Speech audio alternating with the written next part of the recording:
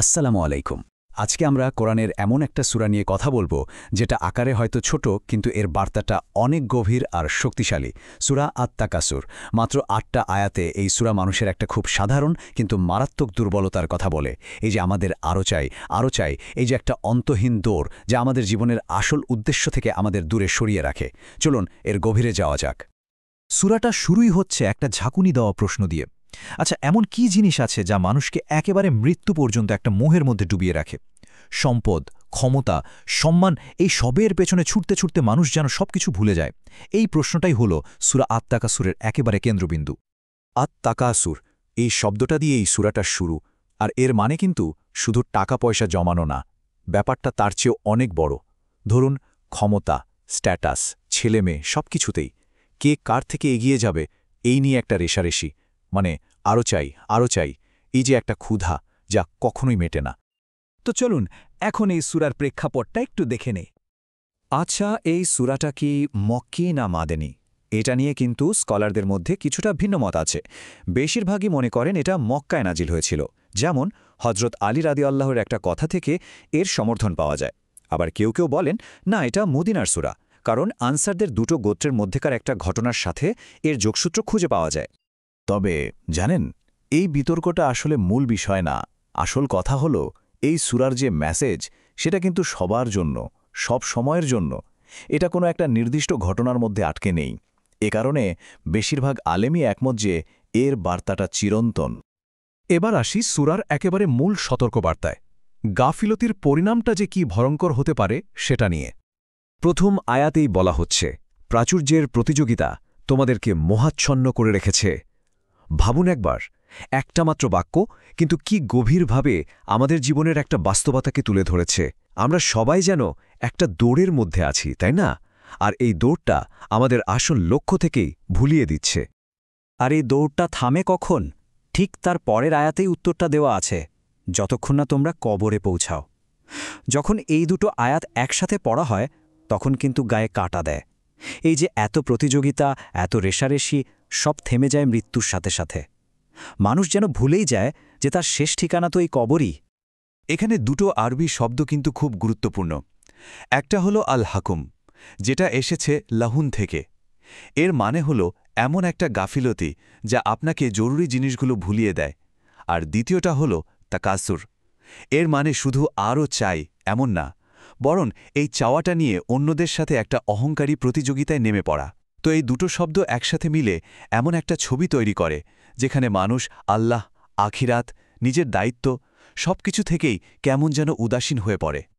তো এই গাফিলতির পর কি হবে? সূরাটা এবার আমাদের সেই অবশ্যম্ভাবী বাস্তবতার দিকে নিয়ে যাচ্ছে। এরপর ৩ আর ৪ নম্বর আয়াতে দেখুন, একই কথা দুইবার বলা হয়েছে। কক্ষনোই না, তোমরা খুব তাড়াতাড়ি জানতে পারবে।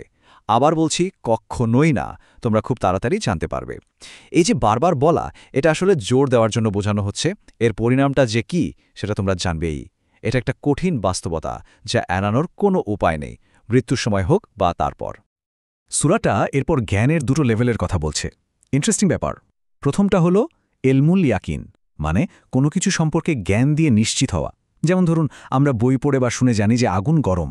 আর দ্বিতীয়টা হলো আইনুল ইয়াকিন। এটা হলো নিজের চোখে দেখে নিশ্চিত হওয়া, মানে আগুনে হাত দিয়ে ছেঁকা খাওয়ার মতো ব্যাপার। একবার দেখলে বা অনুভব করলে আর কোনোদিন ভুলার উপায় থাকে না। আর ঠিক এই দ্বিতীয় লেভেল, মানে ওই যে চোখে দেখে নিশ্চিত হওয়া, আইনুল ইয়াকিন, সেটার কথাই ৬ আর ৭ নম্বর আয়াতে পরিষ্কার করে বলা হয়েছে। তোমরা অবশ্যই জাহান্নাম দেখবে, তারপর তোমরা সেটা নিজের চোখে একেবারে স্পষ্টভাবে দেখবে। এখানে সেই ফাইনাল দেখার কথা বলা হচ্ছে, যা হবে এক ভয়ঙ্কর আর অকাট্য বাস্তবতা। সূরার একদম শেষে এসে আলোচনাটা ঘুরে যায় ফাইনাল হিসাব নিকাশের দিকে, মানে জীবনে যা যা পেয়েছি তার প্রতিটার জন্য যে জবাবদিহি করতে হবে, সেই কঠিন বাস্তবতার দিকে। আর শেষ আয়াতটা এটা আসলেই থামিয়ে দেওয়ার মতো। তারপর সেই দিন তোমাদেরকে অবশ্যই নিয়ামতগুলো সম্পর্কে জিজ্ঞেস করা হবে।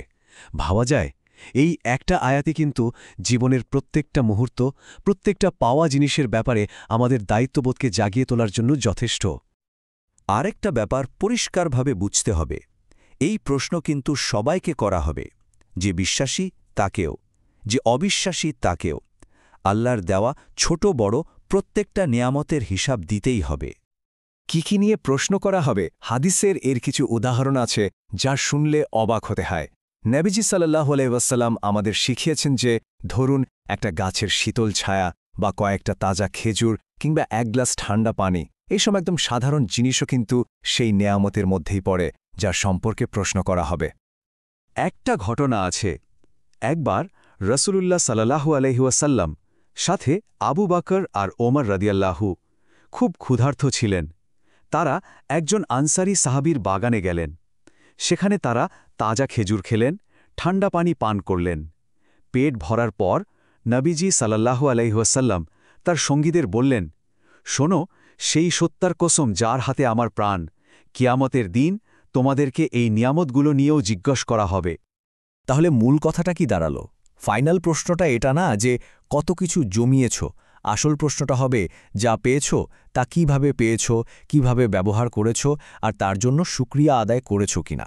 আমাদের ফোকাসটা আসলে জমানো থেকে সরিয়ে দায়িত্ব আর কৃতজ্ঞতার দিকে নিয়ে আসতে হবে। তো এই পুরো আলোচনা শেষে নিজেদের জন্য একটা প্রশ্ন রেখে যাই, তাই না?